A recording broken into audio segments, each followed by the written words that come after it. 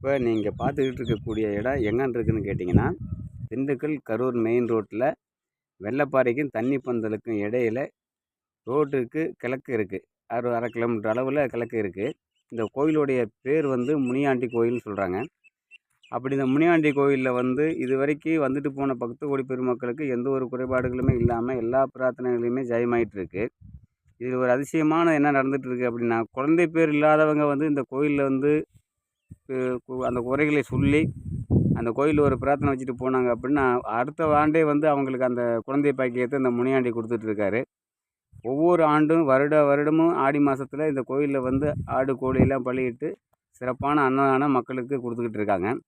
இந்த கோயில் இப்போ நீங்கள் பார்க்கக்கூடிய இந்த இடம் தான் இந்த கோயில் அமைஞ்சிருக்கக்கூடிய இந்த இடம் பாருங்கள். சுற்றிலும் மலை மாதிரியே இருக்குது. ஆனால் மலை சுற்றி தான் அந்த காட்டுக்குள்ளே தான் இந்த கோயில் இருக்குது. அதுக்கு பக்கத்தில் பார்த்தீங்கன்னா வெறும் பாறையாக தான் இருக்குங்க. அந்த பாறைக்கு கிழக்கால பக்கம் வந்து பார்த்தா தான் அந்த கோயிலே தெரியும். இதனுடைய குதிரை வந்து தென் திசையை நோக்கி இருக்குது. அப்படின்னா தென்பாகத்தில் இருக்கக்கூடிய ஒரு குதிரையும் வடபாகத்தில் இருக்கக்கூடிய ஒரு குதிரையும் எதிர்த்து இருக்குங்க. இப்போ நீங்கள் பார்க்கக்கூடிய அந்த குதிரையை பாருங்கள், இதுதாங்க அந்த குதிரை. இந்த குதிரைக்கு முன்னால் வைக்கக்கூடிய பிரார்த்தனைகள் அனைத்துமே ஜெயமாகுது. நீங்கள் பார்க்கக்கூடிய இதுதான் முனியாண்டி முனீஸ்வரன் அப்படின்னு சொல்கிறதுங்க. இந்த கோயிலில் தான் எல்லா ஒரு குறைபாடுகள் இருந்தாலும் இந்த மக்களுக்கு வர்ற மக்களுக்கு எல்லா நலங்களும் வழங்கக்கூடிய அருள் நல்ல கிடைக்கக்கூடிய அளவுக்கு இந்த கோயிலினுடைய அருளாட்சி எல்லாத்துக்கும் கிடச்சிட்டு இருக்கு. ஒரு முறை இந்த கோயிலில் வந்து உங்களுடைய குறைபாடுகள் இருந்தால் இந்த கோயிலில் ஒரு பிரார்த்தனை வச்சுட்டு போங்க.